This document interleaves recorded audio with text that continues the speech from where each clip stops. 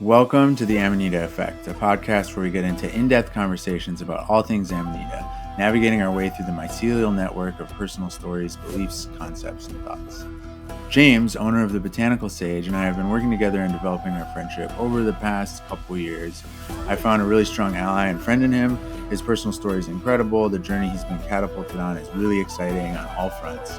His work with the mushroom and with getting it out to more people is really inspiring, and I'm so glad to be able to dive into everything with him in our second ever episode of the Amanita Effect. Enjoy. How are you, man? What's new, brother? I'm good, man. Things are going crazy. We're in preclinical testing with some of that muscaria pain cream that we make, and that's a big deal. Yeah, tell me about that. So, like, how are you getting that done? Who are you doing that with? I kind of got I believe like you a lot. I dig in, and when I get my mind set to something, I just got to figure it out. Even the lab said to me, "How did you find us?" They are a testing company for the federal government of Canada for NHPs. So in that, I ended up reaching out to them, touch base. I was more looking for advice and direction, and then they started asking, "Well, what are you looking for? What are you doing? What do you got?" Sure.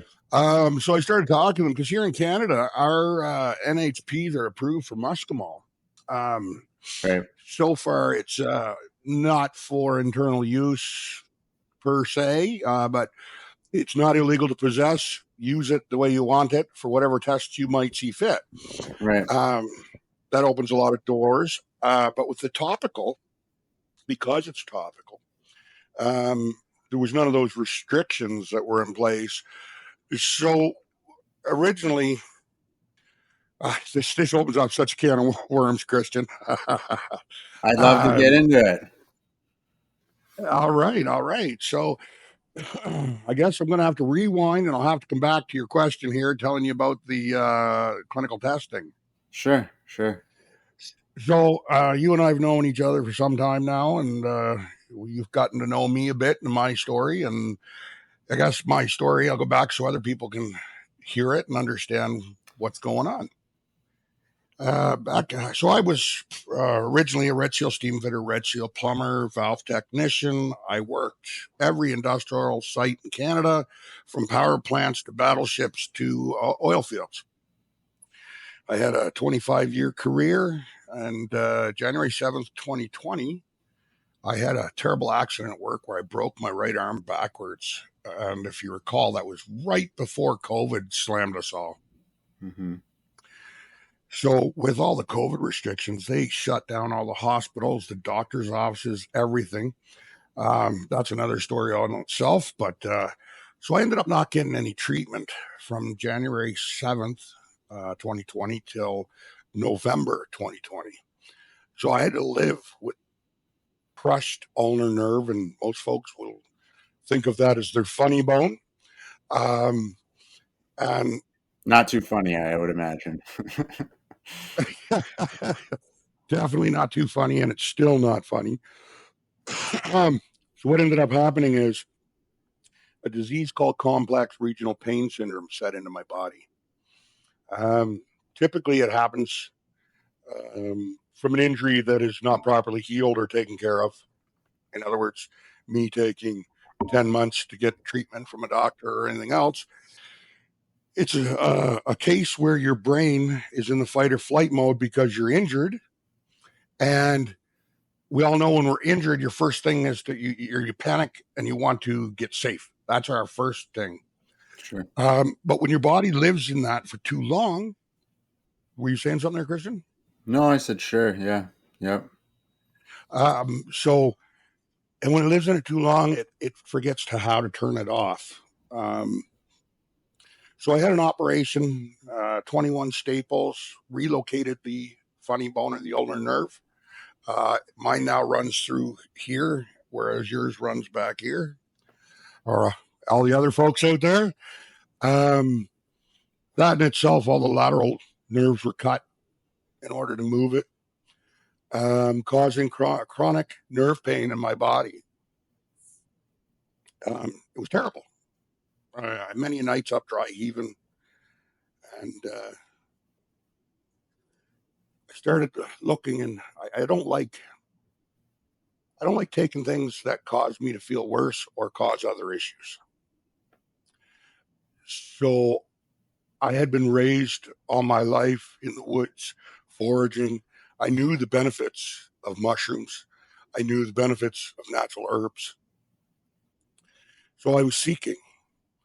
And all the while I was seeking, I was also combating the loss of identity, the loss of my career, the loss of all my sporting activities, camping. I was a certified rock climbing instructor, backwoods country guide, canoeing.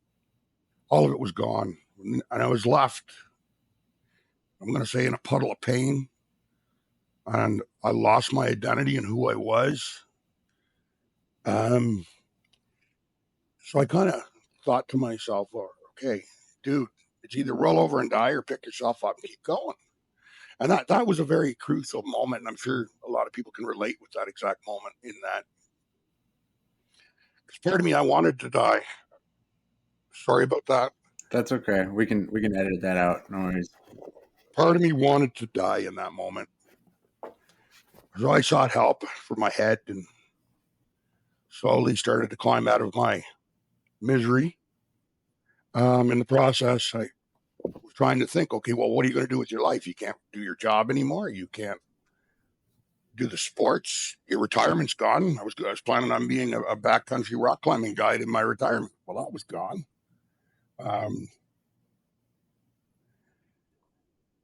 So I decided I was going to go back to school. But to do what? I always dreamt of doing business. So I jumped on the international business diploma program first. And I only picked international because it gave me more than regular business did.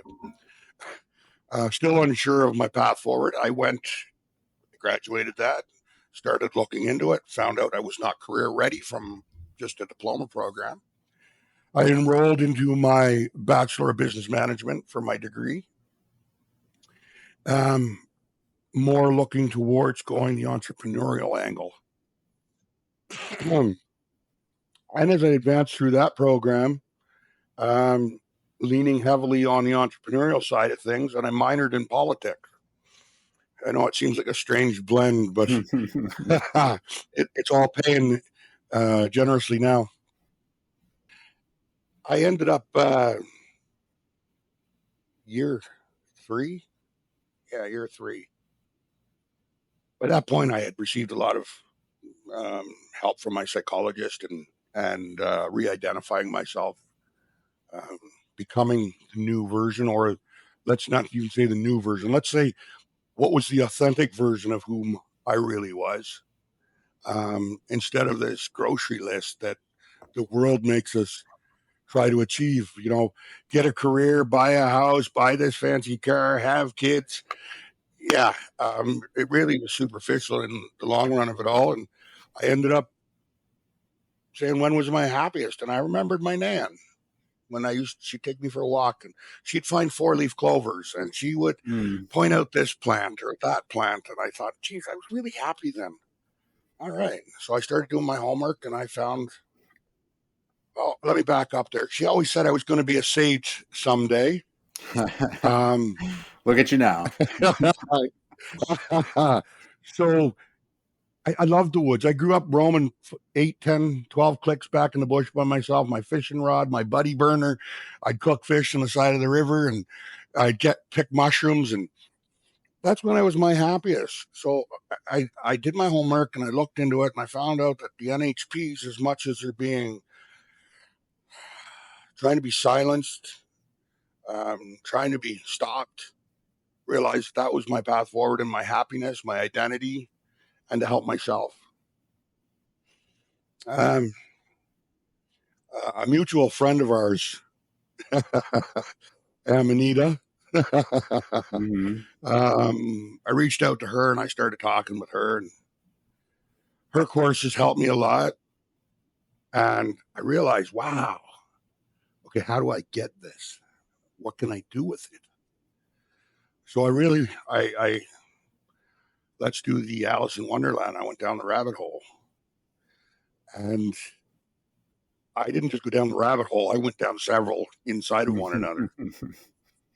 And after about a year, I realized there was some real medicine here. And I started sampling it myself. I first found an organic cream made by a family here in Canada. I started blending extracts that I made myself. I blended in and I tried it topically, and I was starting to get some serious relief. Like, I had at the time been on heavy medications, 3,600 milligrams, experimental, gabapentin and Cymbalta for chronic pain management and neuropathic pain. It was causing my memory loss. It was causing me to stammer. I was actually starting to fade away as a sentient being. I was becoming a drone. I was almost dead in my brain. So I got to say it, this Amanita Muscaria reduced my medical intake of these drugs by 50% in a matter of 3 weeks. So I was like, okay, man, like, this is definitely something we got to look at. So I started out of my garage, actually. I just put a thing on Google and medicinal mushroom and herbs. And when I started, it was actually growing lion's mane and turkey tail and growing them, trying to help people. But it didn't work. And then all of a sudden I was like getting phone calls. You're a herb guy? Yeah. Can you get, or do you have? Yeah, I got it. And they'd show up at my garage and I'd hand them a bag of herbs. And that's awesome. That's like back in the day, you know. Dealing legal mushrooms. Right. But it was more than that. It was it was herbs and different products from nature and stuff. And I ended up, I just had a cardboard box on the floor in the garage, and I'd throw the cash in the box and I'd make an order and fill the box back up. And finally, after a few months, I was having too many people show up, and the wife was like, this has got to stop, man. You got too many strangers showing up to the door. It looks bad. So I said, okay, well, we went down to the local market one weekend. We're just looking for something to do. And I ended up in the office, and she's looking everywhere for me. And I didn't say I was going into the office. And I ended up renting a booth. Booth. And we started at first with just 100 herbs and just your main mushrooms. And I had acquired a little bit of Amanita Muscaria. Nothing major. I look back on the photos and I giggled to myself, look how small it was. Look, you had nothing. And we've grown and expanded, and now we have doubled in size. But the one thing I really need to focus on here is that Amanita Muscaria mushroom. I really do. That quintessential mushroom. Mario Brothers, Alice in Wonderland, you name it. It's out there. It's everywhere. So I said, okay, well, people were asking me for, can you get this? Can you? So it took me a long time. And I mean, a fair amount of hours. You had to get the algorithms on the programs to start picking up stuff, which was a tough doing. Well, as you know, I come to know you, Christian, and we've collaborated together on a fair amount of projects thus far. And gratitude to you, sir, for you and everything. Right back at you. Thank you, sir. But I started to develop. I started to get the extracts, and I started to solubility rates getting up. And the next thing I know, I'm helping people, and people are coming back and they're crying. Women come in, they had their neck broken 15 years ago, and it was never healed, and they suffered in chronic pain. They couldn't even put the cream on. My wife is putting the cream on for them. And they break down inconsolably crying. And I mean, in a matter of 6, 8, 10 seconds, this mushroom is so magical. And no, not a magic mushroom, but a mushroom that has magic. and she's crying inconsolably. My wife's hugging her and holding her. And this started happening more and more. And then I started to feel cathartic in helping people. Um, by helping others, I was healing myself.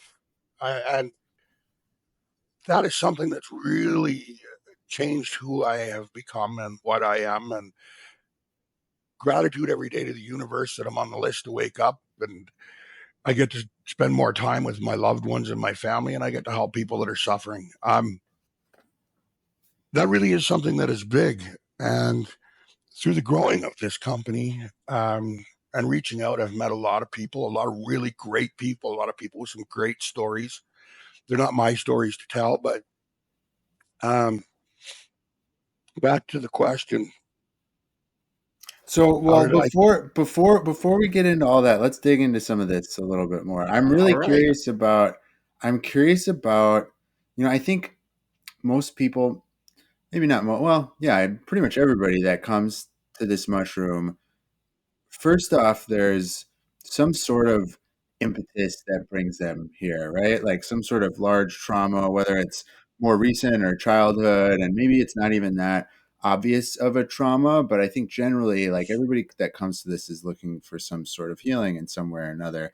I think also everybody has there's almost this like calling, this like magnetism, this heart pull into it, which is what, for people that are familiar with my story, when I found them going through benzo withdrawal, ready to end my life, like there was the most potent allure that I could have ever come across by that point in time in my life. And I'm curious about, well, so first off, I'm curious more about what the injury and the trauma like entailed and how that affected you, not just physically but emotionally and spiritually, and what you did to work through that, and then like kind of, yeah, more of the story that led you into to finding the mushroom and getting connected with me, the spiritual story, like the emotional side of the story. Yeah, I'm really curious about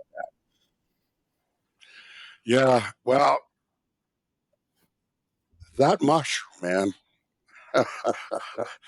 You talk about the spiritual draw. You talk about it. It's almost as if the universe said, "Here, pay attention now. Come on, that. we're trying to tell you something here." Um, and I'm wallowing in my pity at the time. And it actually, I went hunting for that mushroom. I went to the woods. I went looking. And it wasn't long before I found out there's really a lot of amanitas out there. Yeah. Um, I mean, I could list off easily half a dozen, no problem, that have high medicinal values. But I couldn't find that beautiful little specimen here where we live. And we have what's called the Amanita Muscaria gussawai VAR. Mm-hmm. It's the Yep. same mushroom, essentially. It just grows here. And it's Yep. not red, it's orange.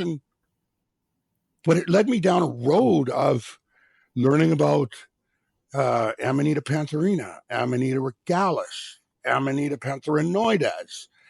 Um, and then I was like, okay, I still hadn't by that point. If we go back, I wasn't in touch with you at that time.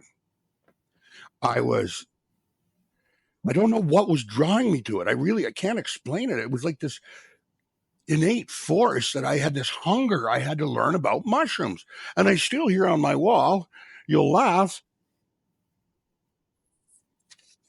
the different cat styles. Awesome. I dug in so hard to learn about mushrooms and how to identify them. And I was on this binge of, okay, lion's mane, turkey tail, chaga, cordyceps. I needed to find them. It was funny because all I was finding was xylomorphs, or dead man's fingers.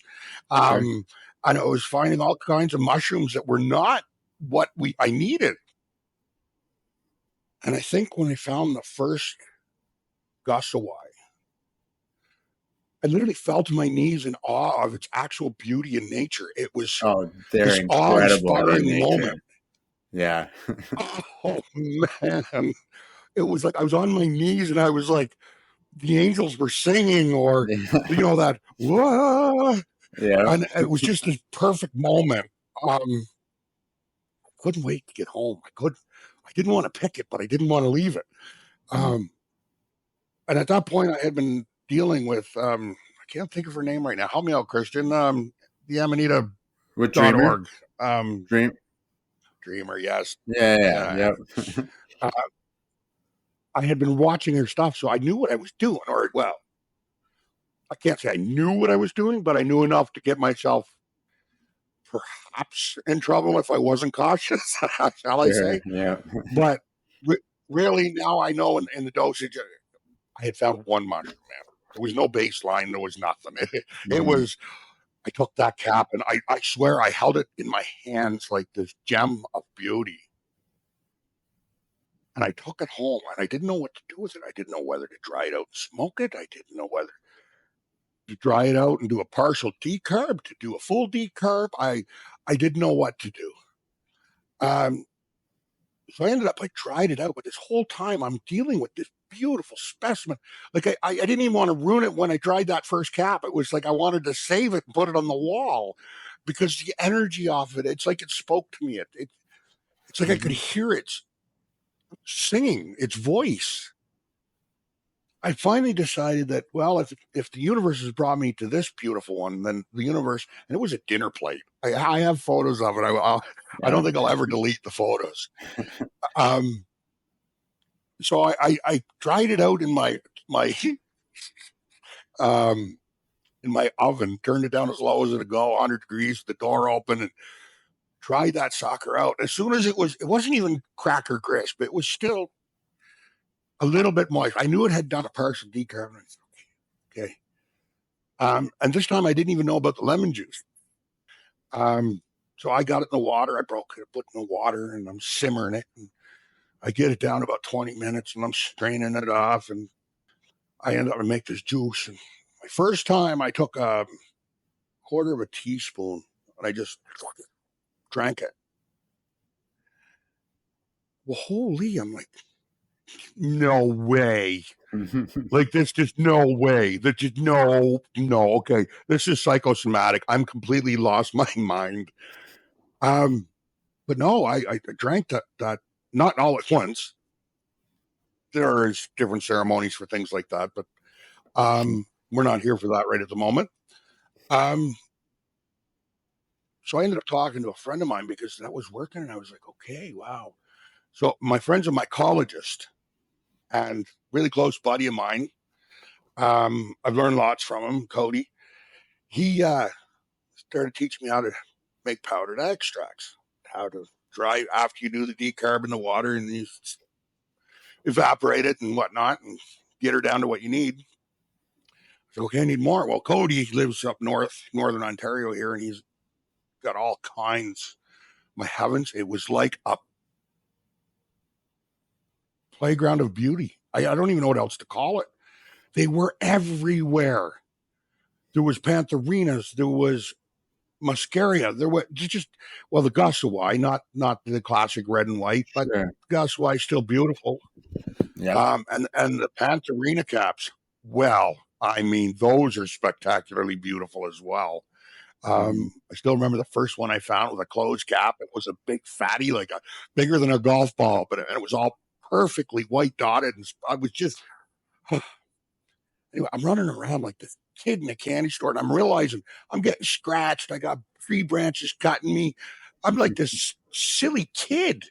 I was 47 or 8 at the time, 47, coming up on 51 here now. I didn't care. I come out of those woods, my ankles were cut, my wrists were cut, my face, necks, climbing in under the tree branches and whatnot, just getting these mushrooms. I mean, I didn't pick them all. I do the rule of the thirds. I always leave mushrooms there, and I always take my caps out in onion bags just to spill the spores. Obviously, Sure. you Yeah. you got to take care of nature. I never pick everything. And then I realized how much work was actually going to take and how little you actually got back. And the mushroom, I'm telling you, it laid my path forward. It laid my course. It led me to meet people. I can't claim any responsibility for how this mushroom impacted my life, how it directed me, the people. I came to you. It's how I met you. It's because of that mushroom. Amanita Dreamer, I met her because of this mushroom. Cody, because of this mushroom. Like some of the best people in my life today are from this mushroom. I owe it my own peace, my sanity. I no longer want to kill myself. I manage my pain with this mushroom. And the thing is, you think it would stop talking to me at this point. Oh, no, no, no, Oh, it does not. it increases. Um, the communication from it is so incredible. It's like you hear about people going out and they take certain things and they sit under a tree and they take the energy from the tree. Well, I find this mushroom magnify that experience. And I've done that. I've gone to the tree. I've been down those roads and those paths. Um, but this mushroom is something entirely different. It will give to you when it's ready, not when you want it. That it's like its own living entity with its own self-determined interest. It won't give it to you when you want it. It'll give it to you when you're ready, or it decides to give it to you. That's such an Um, interesting sure, point I grew up. that I think is that's yeah, it's I don't think it's such a hard thing to explain to customers, for instance. Like one of the things I wanted to talk to you about was and I know you sell gummies and stuff too, so you do sell for oral ingestion. It's not just purely topical. But one of the things that we brush up against quite a bit Oh, is I the, well, take I them don't feel daily, Christian. anything. Yeah, yeah, yeah. So like we get a lot of the, oh, I don't feel anything or I don't notice anything.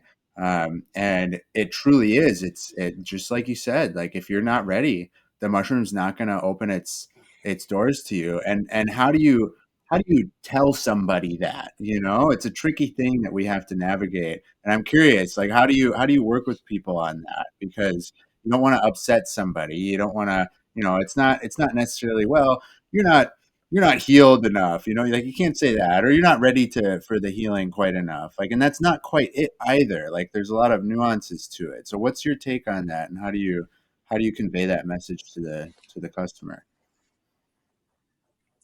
Well, like you say, I'm going to say that um, took some time to get to where I am now. It was very difficult, as you said. Typically now, I tell people, what is it you're looking for? So I ask a question back, the Socratic method, if you will, almost. Um, well, that I want to get high. Hmm. Well, your interests in this mushroom aren't what the mushroom wants to give right now. Um, if you were looking or speaking or communicating with the mushroom in a different manner, it will unveil itself to you. Um, these are not magic mushrooms. They're not psilocybin. That's not what they are. They are psychoactive, but people misunderstand psychoactive and psilocybin. Two entirely different things, two entirely different chemicals, if you will. And one is not the same as the other. That's like me saying, well, you know, I have a teaspoon of water from the ocean. What is the difference, or what is the same? One is of the other, but they're not the same. So I explain to people that if that's all you're after, it's not going to unveil itself to you. Um, maybe try meditating. Maybe try focusing on healing, whether it be your ADHD, your childhood trauma. Um, focus on do your what do they call it, your dark work on yourself. Do some The shadow work. introspection. Yeah. Shadow work. Thank you. That was the word I was Yeah. looking for, brother. Thank you. If you're just looking to go out and yay, woohoo, have a good time, this is not the mushroom. First of all, you shouldn't drink alcohol with it. Like, second of all, it's a CNS suppressor. Um, alcohol would be a very bad choice. This is more about healing, and it's yourself, your identity, your soul, your body, your mind, your heart. It's about healing your past and helping with generate your future. It's not about sitting down and, oh, I'm going to get racked. It's the wrong mindset. So I explained that just the way I just did to you. And I think some get annoyed and I just wasted my money, but for the majority, I think I've reached them. And then they come back to me and they're like, I think you're right. I think I was approaching it wrong. Um, I mean, there's so many medicines in this, and both sides of it, the IBO and the muskmol and the partials, that both simultaneously are all different for different things. Mm-hmm. This mushroom is ancient. Well, first of all, we share more DNA with mushrooms than we do with anything else on this planet, for one. Yep. So we're genetically linked to mushrooms. This mushroom knows us better than we know ourselves because it's the largest, oldest living entity on this planet. Like, it's been around through all the spiritual evolutions of this entire planet's history. It knows more about us than we know about us. It is truly a living entity that I don't even know how to word it really. I'm still so awe-inspired by amanitas. They are, and I mean, they're not all medicinal. I mean, Amanita caesarea, and I mean that's how a lot of Mm-hmm. poisonings happen. Amanita caesarea are a gourmet mushroom, and they're red, and they're beautiful. But an Amanita muscaria, after a heavy rain, can lose its white dots, and people make the mistake, and then they go have a big feed of muskmol. Well, Sure. what's going to happen if I swallow a bottle of aspirin? Yeah. It's it things happen, and you got to learn how to identify. Mm, It's yep. of the utmost importance. I mean, I don't even look at that thing anymore, but it's identifying. It's learning to communicate with the universe and this mushroom. And it's not just the mushroom. The mushroom is the very small part. Let's be honest. It's the network underground. It's under our feet everywhere we go. It hears our voice. It hears us talking. It hears our intent. It knows it's all around us. And if you think the mycelial network aren't interconnected between everything underground, I mean, a lion's mane speaks to an amanita, which speaks to the trees. Like, there's nowhere you can't go and this not understand who you are, what your intent is, and what you're trying to achieve. Um, so I think when you go at that mushroom, it already knows your intent, and if it's of ill intent and not the benefit of yourself, your spirit, your soul, your mind, your body, it's not going to reveal itself. Would you agree to that? Yeah. Oh yeah. 100%. Yep. And I think a lot of times people aren't aware of their intent either, but they're ready. And in that sense, it's going to absolutely reveal itself. There's a lot of times where people are not aware and they're not ready at all, and it takes a little bit of a nudge in the right direction to find those doors and to open them up. But yeah, yeah, absolutely. What do you think about? So you brushed a little bit on ceremonial use in larger doses. What's your experience with larger doses? What's your protocol with Amanita, I guess? Like how do you take it? Are you microdosing it daily? How often are you doing the larger doses? What do those doses look like? Okay, well, I think that would be different for everybody on the larger dose or ceremonial side of things.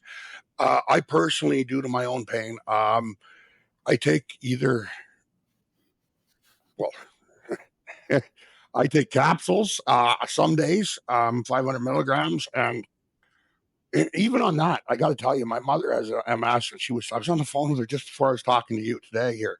And she said her back was out. She was hurting, and she suffers with extreme arthritis in her spine and MS. For me, like, that's not even a dose. That's microdosing to me, but it manages my pain. And if I get a peak after that, then I'll pop a gummy. Um, that's day to day for me. That's every day of my life. But it stops me from having to do this, Yep. um, which gives me clarity of mind, which helps me. So, and again, I'm 300 pounds, 6'4". My dose can't be reflective on other people. They need to find that themselves, and be cautious. Um, and as far as ceremonial goes, I have since I learned about the lemon juice or the citric acid, I have refined my process, shall we say. But that took a lot of introspection and reading and talking with the mushroom and learning the mushroom. Because, two mushrooms beside one another are not the same. One can be very potent and one not at all. So typically I will take, say, 15 different caps. I put them into the water all together. So what I do is I take 15 caps, dry, cracker crisp dry, 15 caps. I put it into a cup and a half of water on the stove on the lowest setting, and I wait till it just starts to simmer, and then I start the timer. I put it for 20 minutes. I add my citric acid, quarter teaspoon, what have you. I simmer it for another 10 minutes. I let it cool down. I strain it. I process it so it's cleaner, so I don't have the either sand or whatever in the bottom. So it turns out this beautiful, beautiful orange colored liquid. And I have drank it that way. I drank. I just finished 5 grams going into this, so just took my last sip. Oh, nice. Oh, there you go. You know what I'm talking about. Yeah, oh yeah. For me, I mean, I've been where you're at right now. I've many times. I've gone a little higher too. Oh yeah. Oh yeah.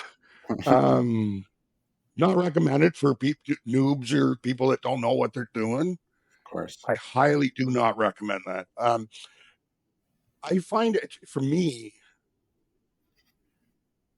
it suppresses that noise in my brain. It gives me focus. It calms me. It allows me to focus on what I'm doing, whatever it might be. Some of my best clients are songwriters or book writers, or and they do larger doses, and they go on, for lack of a better term, tangents, shall we say, in what they do. Sure. Yeah. I'm pretty sure it helped me get through university. I got to tell you. But even when you come across something in life where you just get knocked down emotionally or spiritually, and we all have it. Everything's going good. It's going good. It's going good, and then there it is.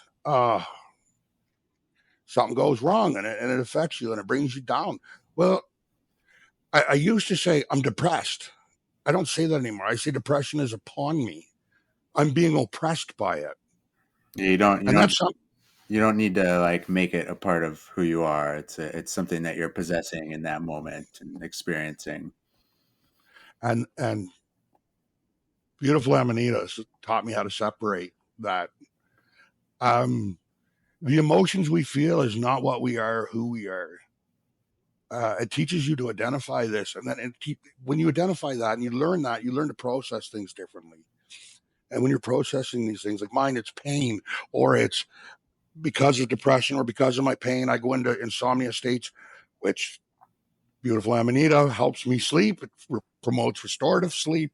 Or I go the other way where I sleep too much, but I'm up and down, and then I feel like I'm missing life, or I'm angry with myself because why am I not sleeping? Beautiful Amanita.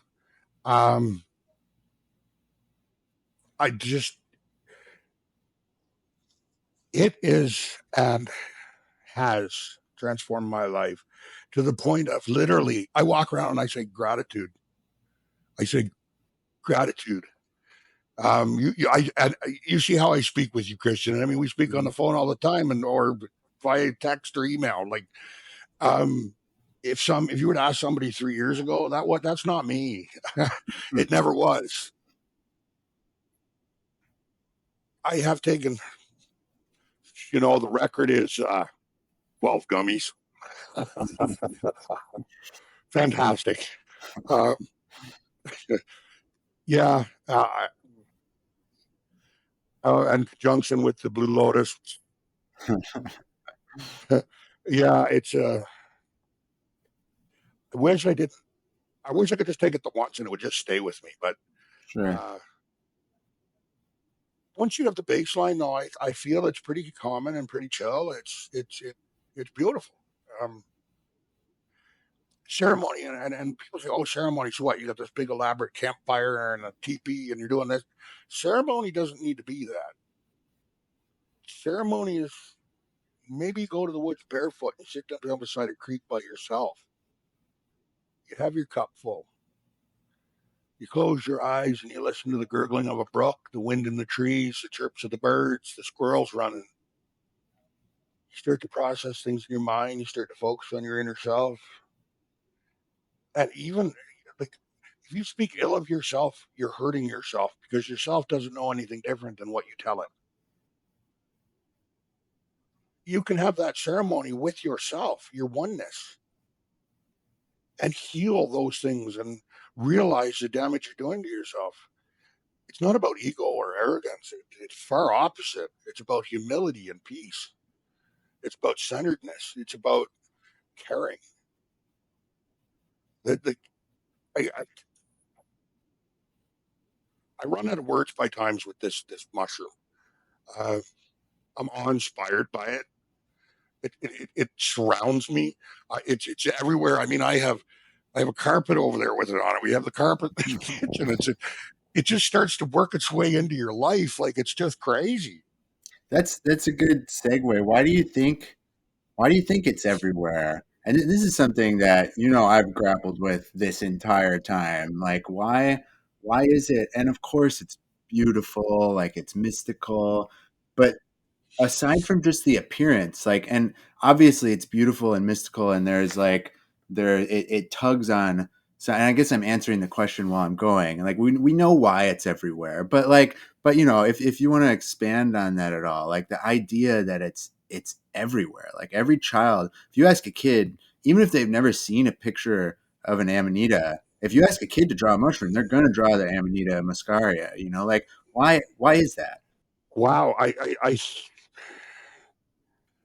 Hmm, you know, I, let me say this then. That's you're good at these questions, man. Yeah. um, yeah. 5 years ago, I mean, I didn't even know they call it toxic or poisonous. I didn't know the difference between them. I didn't know anything. I was, I, if I threw a mushroom, it would have been the Amanita, Hmm. just because it's innate it's in our DNA. It's our Yep. culture. It's Santa Claus. It's the Viking berserkers. It's the shamans.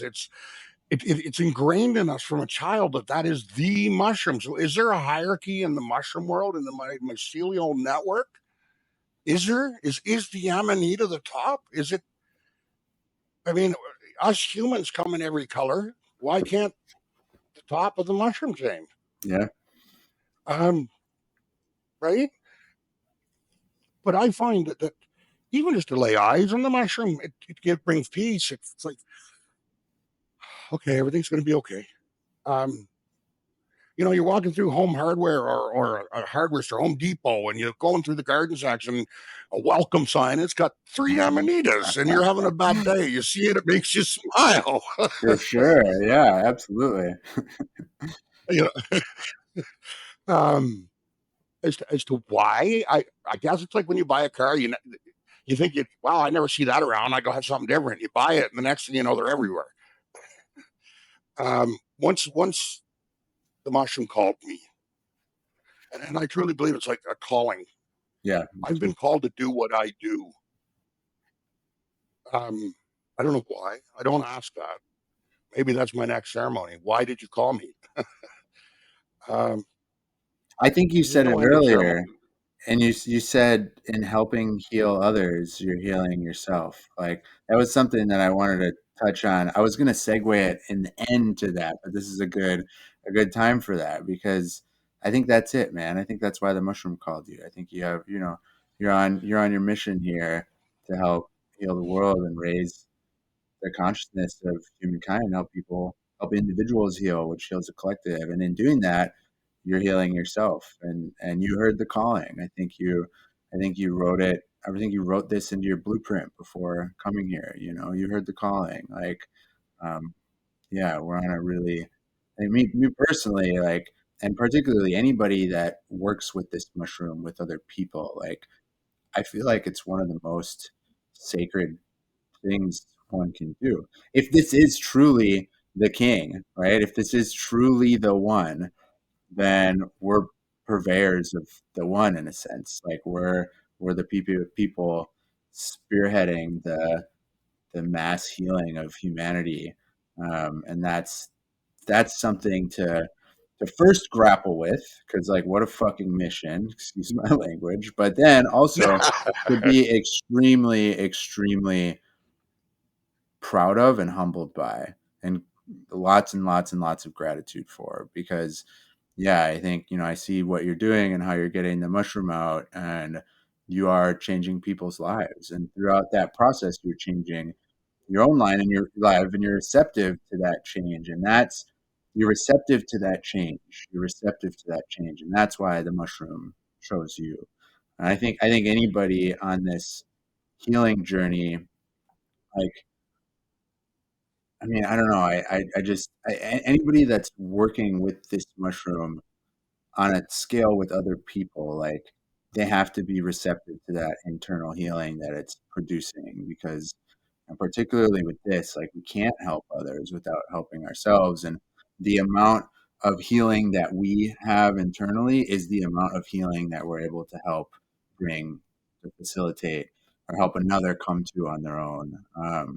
And so yeah, I think really it's the fact that you did the work, you're doing the work, you're continuing to do the work. Like, this work is never ending. Maybe it ends at some point. I don't know. I haven't gotten there yet, but like, that's the reason that you Totally. were chosen. That's the reason that you decided to go on this path. You know, I don't know what we can and can't talk about on here. I don't know what my You talk about anything, limitations brother. are. Yeah, talk about anything. Okay, well, then I got to say, we just talked about the king of the mushrooms and the mycelial network, or whatever. But there's, for me, after I got hurt, I was on a quest. I was on a journey. I was seeking. I didn't know what I was seeking. I didn't know what to look for.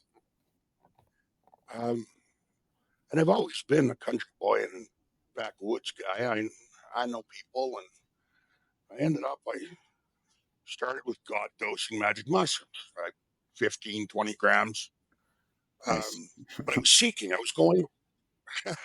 I was genuinely seeking the universe.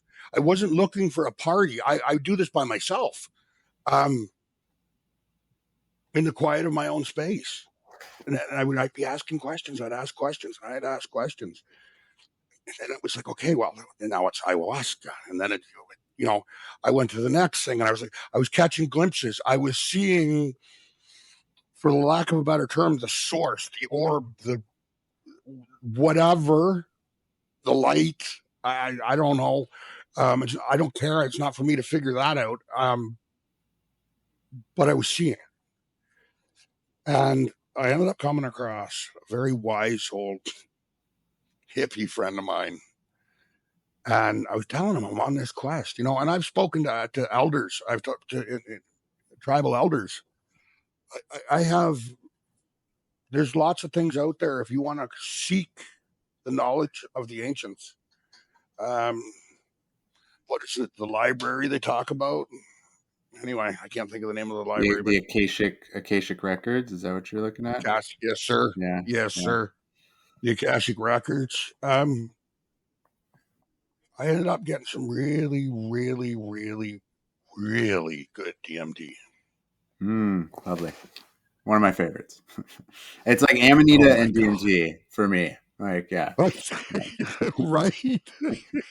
It's almost as Absolutely. if I was talking with Gabe about this the other day. It was actually the last. I don't do Amanita that often these days. I'll do it like once every couple weeks today. I do really really large doses when I do it, and I like to connect to that. I like to connect to the divine as much as I can, and and get as much work done. But I saw in the last large dose of Amanita that I took, that Amanita and DMT are like compounds that have an extra dimension added to them, and they're on the opposite end of the polarity spectrum in that extra dimension. So they're complete opposites in a whole nother dimension. And in our dimension, they embody, since they have another dimensional aspect to it, they embody fully the masculine and the feminine, which is like a lot of people like to comment and ask about like, well, is it feminine or masculine? It's like, well, it's both. It's red and white. It's both of them. And I really like understood, and I'm not articulating it as well as I would like to be, but yeah, I saw this extra dimensional aspect added to Amanita and DMT, and really likely everything. But and Amanita and DMT are complete opposite ends of the spectrum in that extra dimensional addition. Yeah. Anyways, a little interjection, but yeah, You're all continue with good, your man. Good. That was your awesome. DMT story. Okay, so and it's funny that you mentioned what you just mentioned, but I'll come back to the DMT here in 1 second. But so with Sure. my injury, one of the clinical treatments is ketamine infusions Hmm. through IV. I did 5 days, 6 hours a day, intravenous ketamine. And that was at the Toronto Western Hospital here in Canada, one of our biggest, most prestigious scientific study hospitals. And then day 3, the doctor comes in to me and he says, "How's it going?" "Oh, yeah, well, it's doing this, and I don't think it's quite done." He says, "I'm not asking about that." He says, "I want to know about the spiritual side." He says, "Where have you been?" That's a good doctor. Oh, man, he's a great doctor. And all of a sudden, and I saw that twinkle in his eye, he was legit. He really wanted to know. So I unload this, wow, mind-blowing experience of the orb. I mean, it's the beginning, it's the end. It's something, it's nothing. It's everything, it's nothing. It's male, it's female. It's you're there, but you're not. It's indescribable, but fully describable. It's the complete, as you said, the polar opposites. And that's why when you said that, that drew me to this little story here. I'd come out of the hospital in a wheelchair. I couldn't, my wife had to wheel me to the cab. I was so still in other dimensions. And I mean, I celestial travel. I know there's naysayers and this and that, but well, I'm sorry, that's your life. But I really pray that you can find yourself in your world. But back to the DMT. So having done that ketamine and the God doses and the ayahuasca and I was doing this path. I was trying to find, anyway, the long and the short of it. So I got this DMT and I got a couple of pens, to be honest. And so the first one I took a little and it was just like, oh, I couldn't see. I was like, whoa. I mean, I had it before, but nothing like this caliber. There was colors and kaleidoscopes. And so the first pattern I just played with, in and out. I mean, I did the weeping, the crying to the universe, the weeping from my soul, um, cleansing my soul, I say, um, freeing my soul to be receptive. And this is all pre-Amanita. And I said, okay, that calling was happening. So it was late at night. And I thought, all right, let's go for a visit. I go in the bathroom, I get down on my knees, I position myself over the toilet because I know what I'm about to do or what could happen. Boy, was I not prepared. I got 5 giant halls. I couldn't even see on the last one. I don't remember any. Well, I remember everything after that, but I don't remember here in this dimension or this plane or this level. I going into it, I did something really stupid, and I've never touched it again since. Not one. Not DMT one. has a way with it like that, where once you really get there, it's very scary to go back into it. It taught me. Yeah. So I made this stupid comment. show me the ways of all the sages of all times. Oops. Oops. First, it was great. I was out in the universe somewhere. It was beautiful. It was amazing. Like, it was just awesome. And then I started to zoom, speed up, flying through the universe. And I thought, okay, well, I'm going to go see something else. And then I was watching, I was seeing stuff. And then I sped up faster and faster to the point that the inertia in my gut, I swear I was going faster than the speed of light. And I started screaming. I could feel it through my whole body. This thing lasted about 35, 40 minutes, how deep I went. People say, oh, 10 minutes, 15. This was 35, 40 minutes. My wife woke up hearing me screaming at the top of my lungs. Screaming. She forces her way into the bathroom. And as she opens the door, she sees me like a board plank off the floor, elevated in the air. I hit the floor. Wow. I look at her. I'm not here.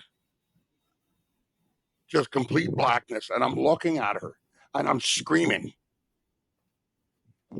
And I ended up coming to. Well, she didn't know what I was doing. I was an idiot. I should never have done what I did. And I'll never live this down. She called the ambulance. The ambulance comes. I run upstairs in a mad panic. I got to get in the shower. I get cleaned up and I come out the door and there's two ambulance drivers, me butt naked. I'm like, oh, hey, how's it going? Give me a sec. I get dressed. I come downstairs. One of them's mad, and the other guy's like grinning from ear to ear.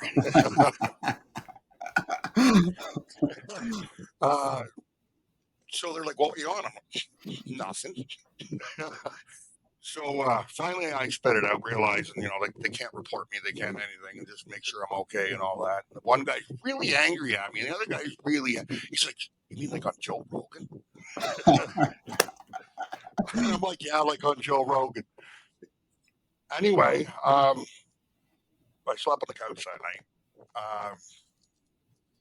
I think maybe the next week I slept on the couch. Yeah, that sounds right. Yeah. But the very next day I woke up. It was the palms up thing, gratitude. From that day forward, my life changed. I changed who I am. Everything about me changed. I have never touched it again. In fact, I don't even do magic mushrooms. I don't take anything. I take Amanita. Like, it's the only. I don't smoke pot. I don't eat weed gummies. I like a few beers now and again, not on Amanita. But I don't do anything anymore. I communicate with Amanita. And I got to tell you, that journey, that quest ended there with that. And when I say it ended, it didn't. My quest to learn and find and open my soul had just begun. But the quest to do that had ended because I was there. I reached that point where I had cried the deep cries that I needed to from my trauma as a child, the hurts of life. I cleansed my soul, if you will. And then Amanita came a call. Is that like what happened in the period after you got faster and faster, preluding your wife coming in? What was your experience? Well, I don't know.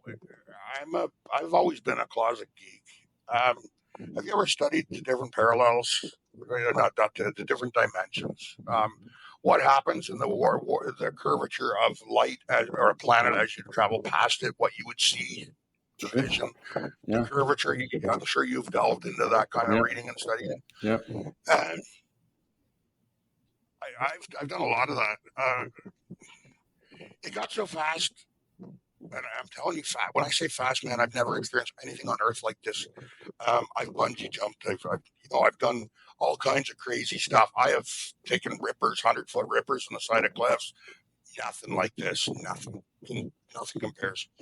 I sped up to the point that everything was starting to curve, and like this curvature. Then it was like I entered this phase where I had gotten so fast that there was nothing more to see because I was like in this sphere of this glowing, translucent sphere. I could still feel the movement. I could still feel the energy. But there was nothing. But there was everything. I couldn't see anything, but I could feel everything. I really don't have the words to describe, but it was like this inner part of me. I've been somewhere where I'm going to say not a lot of living people probably have been. It helped me. Oh, has it helped me? And I'm still learning day to day. I'm still growing. I just wake up every day hoping I can do better today than I did yesterday. Um, Beyond that, I can't explain it. I don't think fundamentally there is the language to explain where and what at that point. Does that make sense? Singularity. Reach the Yeah, like singularity. instead of outside the orb looking at the light, I was in the center of it. Mm. Yeah. It's like I went home. Yeah. Yep. Or the creator, the source, the druids believed in the well. I, that's not for me to concern myself with. I'm here to live this life and experience this life and to do it the best I can and to help everybody I can. I know this now. I'm not here for my selfish crap. I truly believe this injury. There's a reason why, and you said it. I'm called to this, and Yep. I believe fully this injury is what was part of precipitating me to follow the direction they were trying to tell me because I was dumb and I was going the wrong way in life. I wasn't listening. I wasn't hearing. Uh, this injury, as much as it causes me grief and suffering and pain, it has also given me the most glorious experiences of my life. It's taught me more about myself. It's taught me more about feelings and my spirit and those around me. And I think it enhanced my empathy, my empathic side of myself. Um, I think this is what I was the wake up call that they did to tell me, hey, you're not listening, but pay attention now. uh, I'm here to serve a purpose, and I know that now, and I humbly, with gratitude, accept that calling. Um, so yeah, I don't know how I can answer anything more on that particular. Yeah. It's just Yeah. so. It's a Amanita. beautiful experience. I've been there. I've been there for sure. So I Oh, I've been know exactly what. Yeah, I know exactly what you're talking about, and it's impossible to put into words. It's impossible. But I'm glad that you had that experience. DMT is a very powerful tool and ally for us here. And if you ever decide to go back to it, let me know because we'll have more discussions about it. Because I should make a the DMT effect podcast as well, probably because that's a whole Oh nother man. realm that I'd really love to get into. Um, so your business, like where you're located in Toronto, yeah. Just north of Toronto. We're in Barrie, in Ontario. Cool. Yeah. And what all do you offer? Like what's your day to day like? What are your customers like? Another thing that I'd like to discuss is like the most, like we said, that you heal yourselves self by healing others. One of the most gratifying things of what I do is hearing emails from people telling their stories. And unfortunately, I don't get that anymore because I don't read the emails anymore. I wish I had time for it. I don't. I barely have time to do what I'm doing these days. But every now and then Lila will be like, hey, this is a really nice one and forward it to me, which is really, really sweet. And it just lights me up, it lights me up. And I get to do expos every now and then. And in the expos, I get to see people's reactions firsthand to the mushroom and trying it for their first time or whatever it may be. And so like part of me is curious, like what's that like to be able to see people's reactions all the time? That's got to just fill you with so much gratitude and humility and love and joy for these people's lives completely being turned around. I can tell you this, that never gets old. I bet. Yeah, Never. I bet. I'm pretty sure I end up every single time with the flycatcher's mouth. You never are prepared for just how much it can impact somebody's life. I have people that have severe, like clinically severe ADHD that come to me and say, "You've changed my life." I was like, I didn't. I just brought it to you. You're the one who sought it out. You're the one who came and asked about it. I give gratitude to the Amanita or to the universe. Don't give it to me. And they try to weasel their way around that, try to give me the gratitude back. No, it's not me. It's Amanita. It's you got to give the credit when the credit is due. Now, you just asked me a series of questions back to back that That's completely okay. different from one another. Yeah, well, yeah. I say, but I'm curious about. So yeah, that's and the way of that's the way of the sage. Like what a sage, like it's none of this is Yeah, none of this is me. It will that's right. never be me. I'm just a cog in the mushrooms machine. Like we're just doing our part. This is much greater than all of us put together even. But yeah, so what about your business and your day to day, and what does that look like? Okay, well, let's tie some of this together then, shall we? Let's do it. My nan said about being a sage one day. I said that earlier, talking to you about foraging and herbs and mushrooms. Mm-hmm. And Yep. so the name of the company is the Botanical Sage. And that's where that ties together is I am the sage my nan spoke of. What do I deal with? Botanicals. So I became the Botanical Sage.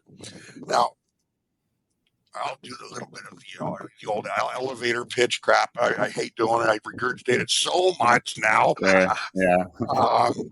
So what we are is we are medicinal mushroom and herb merchants.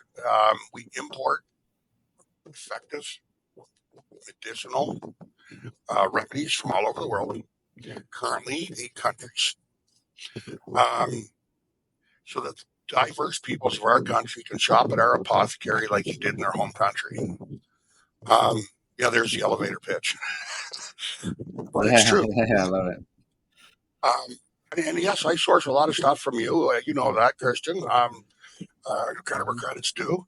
But you source from all over the world, so even by extension, um, it's up from all over the world. Like if Yeah. it comes from Africa, it comes from Africa at the end of the day. Yep. And there's some great products out of Africa. I look at Ka. Wow. I mean, but let's tie this DMT trip into this now, shall we? Sure. Give give me the knowledge of all the sages through the past, present, to the present. That question I never should have asked and went, whoops. I was open to things I never knew before in my life. When I came back from that trip, that traveling, I knew things I never knew before. I looked for things I never saw. I saw things I never looked for. Um, it sounds like I'm speaking riddles, and unless you've been there, you're not going to understand. And I know you do. I can tell you know. Mm-hmm. And in all honesty, I find that it's really funny. You want to know what I am and we are in our store? Yes, we're the Botanical Sage. You're nice. Is that right? Nice or nice? Nice. Yeah. I'm in nice. Nice. We are very, very much aligned in our products. I mean, you carry some stuff we're not allowed in Canada. I might have some stuff you don't. You carry Russian shilajit. I carry Nepalese shilajit. But we're very much aligned with one another, and I think that goes to show you the beautiful Amanita is the one behind it all, pulling the strings and directing us. Because how could we not know one another, be in two separate countries, and almost have identical? Our storefronts via internet is the only thing that's different. Products are very similar. Yeah. I offer a greater blend of herbs, but really, it's there's lots of studies going on that, how can somebody on the other side of the planet the same night have the same trip, and they can see each other and talk to each other and know that each other Mm-hmm. was in that trip. There's more divinity in I think, one strand of that mycelial network of the Amanita than we can comprehend in the human mind. I mean, I don't know, that sounds crazy, but um, look at us, look at our stores, look at our products. And yeah, you're like the. I mean, I believe I'm older than you. Yeah, I am older than you. But you're like Well, the big brother. significantly, yeah, yeah. But you're like the big brother in business. I'm coming to you. I'm Yeah. I'm seeking your wisdom and your knowledge. And But that's I've what's great. learned a lot from you, my friend. I've learned a lot from you as well. Well, you know what? Humbly gratitude. I'm grateful to have you as a friend, man. Um, I couldn't ask for anybody better to work with, and you'll laugh at this one. Uh, I asked you about going and looking for Pantherina. Hmm. And you're like, yeah, go ahead, man. Expensive. Boy, are you not wrong. I Oh, I know. ended Yeah, up, yeah. It's we crazy. now have a friend in common, Mr. Oleg. I have met some of the people that you have met in the world. So what is it with this mushroom? It Awesome. brings people together. Um, Yeah, yeah. I hope to have him on at some point here as well.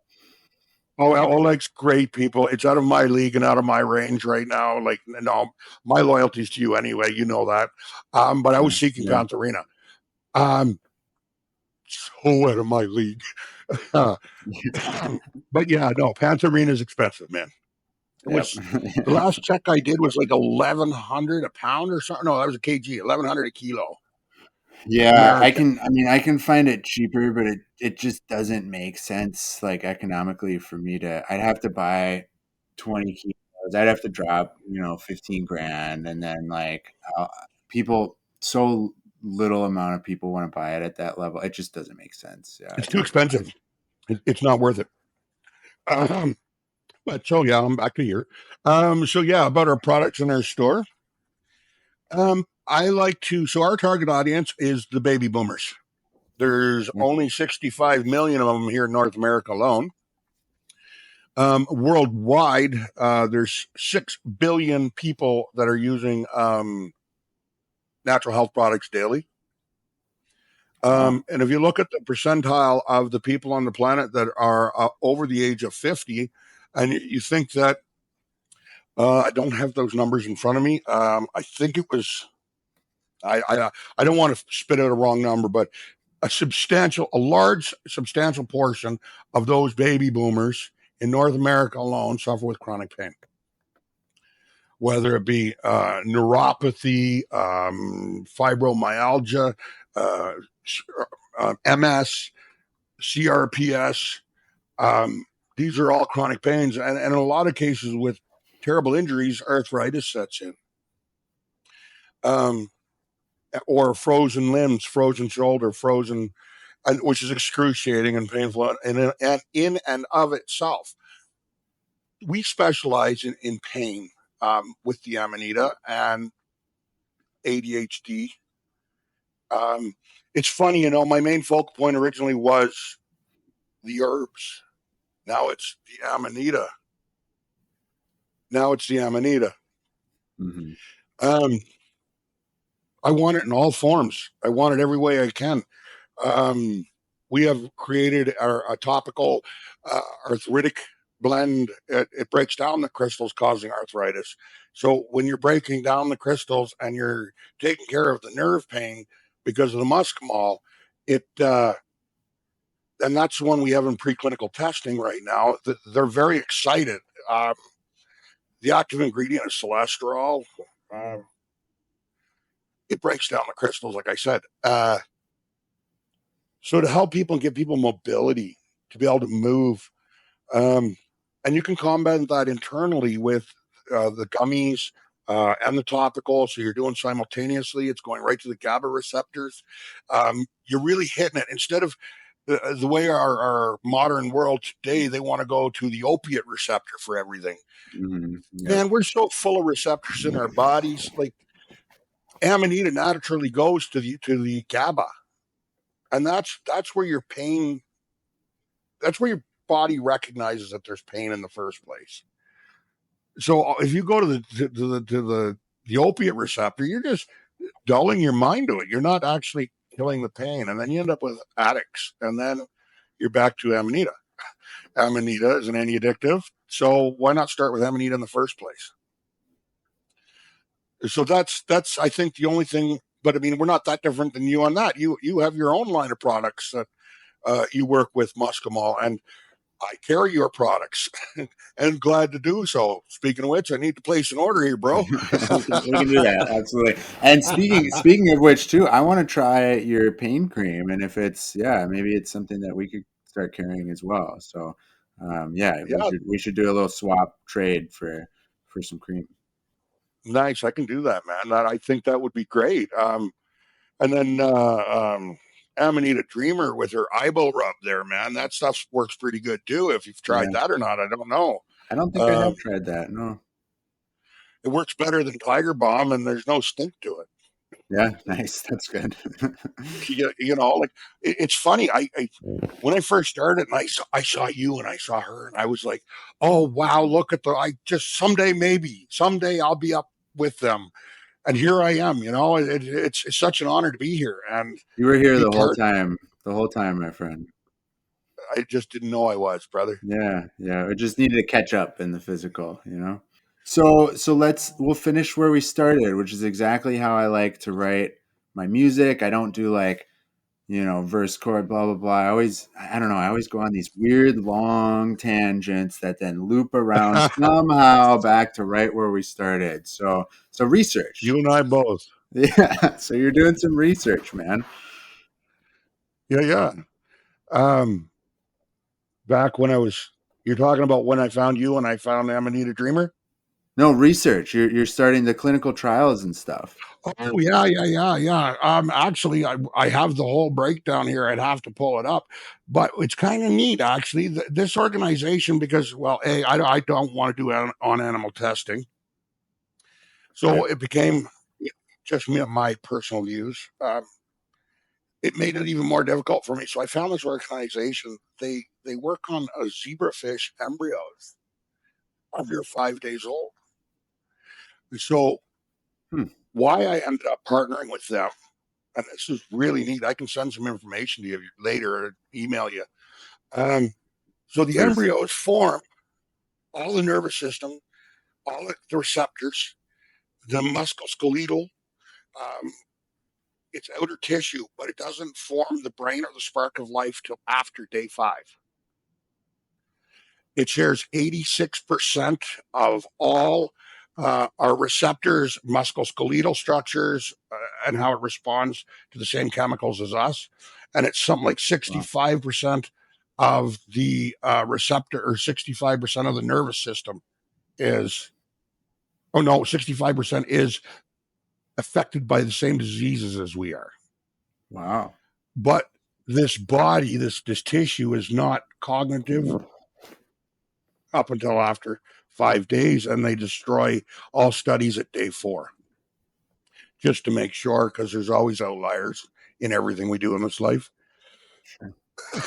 And so what they can do is they will take acrylic acid, let's say, they will inject the bloodstream of the embryo with markers. Um, they'll use the acid. You'll see it's really neat. I watched it happen. The light up with the markers will travel to the area that's being damaged. When they apply our cream, or those little lights that show up, they dissipate and go away. Wow. So effectively, you can see how much. And it's a T measurement, like typically any when they do a test like that, they Yeah. measure it. So as the T rises, that's the damage you're doing. And if the T lowers than where it was, that's the measurement between the two, telling you that this was a result, that there was an improvement. It didn't just take it back, it took away more. So you can actually get an actual finite measurement. So in that too, then you've got your toxicological, neurological, your CNS, your central nervous system. You have there's so many different toxicity testings. Then there is what's the most that you can take, what's the low level, what you can manage, figure out dosages that way, like what's going to be a proper dose, what's going to, like currently I'm running about a 1.67% of each product in the overall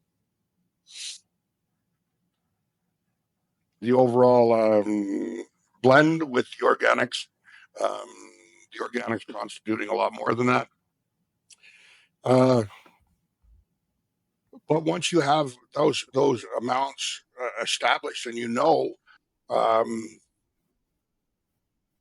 much is too much, how much is too little, then these markers you document, and then once you document these markers and you have all of this, like for example, cholesterol, the ingredient, which is actually it's a vine out of China or any oceanic country over there. It's typically known as thunder god vine. In there's an extract that comes out. There's two extracts actually, both contain cholesterol. I won't get into the Latin names and all the concepts, but there's a rabbit hole for you. Yeah. Cholesterol reacts violently against the crystals in arthritis. Wow. So then you're going to have to test, like our skin is an organ. How does it respond to our skin? How does it respond inside of us? What are the contradictions that can happen with other medicines? Is there, or are there none? Like, so right now we are probably next week going to enter the actual clinical testing phase. We've just come to an agreement. If so, both of these are NHP products of their own, and both are registered NHP products in this country and are out for legal. But when you combine something, it becomes a new product. So right. Our goal here is to take the beautiful Amanita and be one of the first, or the first few, to have it recognized as a natural health product and bring this out. And I want to make this a household name. I want this to be in every store. I want it to be beside the Tiger Balm because I do believe that this beautiful Amanita deserves this. This is my life's mission now, is to try to bring Amanita to the world and make people realize I mean, I don't want to get into the NHPPA and all that stuff, but it does have a role here. I mean, the regime that we live under is trying to stop natural health medicines. They don't want this to get out. And we are NPN. We're registered with them. We have our company code. Like, we're doing everything we can to do it lawfully and correctly. But on the other side of the coin, I am a member of the NHPPA, Natural Health Protection Product Protection Agency. And they're fighting the good fight on our behalf. That being said, this has been around for thousands of years. Current medicine's only been around for 150. Whole healing, whole plant, whole healing. This plant, this medicine needs to be out there. I always say we're all friends. We just don't know each other yet. I love that. All of my friends need to know about this. And sure, not everybody's going to have our understanding, Christian. Not everybody's going to dive into it like we have, and not everybody's going to have the passion for it. And some people are just trying to profit off it, and that they're mixing terrible stuff into it. All they're doing is giving this beautiful mushroom a bad rap when it doesn't deserve it. as I get it, as I receive it, I put it forward to the clients. I give it in its pure raw state. The product, I like my product, Mother Nature, Gaia, the universe, whatever. They will present it to the people that need it most, and those people will be drawn to us, and so on and so forth. Just like you said earlier, I was always here, but I didn't know I was. It was a matter of time, Everybody is here. And right? that's another thing that I've been coming to recently, is that it's like literally everybody at some point will feel that calling. And maybe the calling doesn't have to do specifically with Amanita, but they'll feel that calling to another place that we can convene at, that we're all waiting for each other at. And I'm We're so all glad friends. that we're on that road together, brother. And yeah, I'm so ingratiated for your and I's relationship, and for what you're doing, and for the work that you're doing for the mushroom too. That's really incredible. I want to talk more personally with you about the research, and then see if we can potentially work together and getting that recognized product out to the world. I would love to help in any way that I possibly can. Like regardless, like, you have an ally in me, and like I'm here to push. I'm here to work as hard as I can to help things happen. So And yeah, I'm a loyal friend, so yeah. I can't. We've never met in person either. We got to make that happen at some point. yes, we do. It'll happen. It'll happen. We'll meet. Actually, But I yeah, had my videographer record the entire meeting with the lab. I have cool. it all on video if you want to get a copy. Please, yeah. Well, Oh, yeah. I know that you want to do a call with me anyways soon, so maybe we do that after this, and we'll talk about some of this other stuff and wrap for a bit. That sounds But for great. Yeah. now, I'm just so appreciative for you, brother. I love you so much. Thank you for this time, and thanks for sharing your story. And I think that this can help a lot of people see the bigger picture for themselves and for the globe at large here. So yeah, all the love, my friend. All the love to you too. But yet again, let's give thanks to the beautiful Amanita because she brought us together here. And we're here in her glory to try and get her notice that she deserves. She truly deserves it. Amen, for sure. Amen for that. Anyway, brother, I'll talk to you soon, my good man. Thank you for the opportunity. This has been wonderful. Hope I didn't ramble too much. No, it was perfect. Exactly what we needed, man. All right, brother. Much love.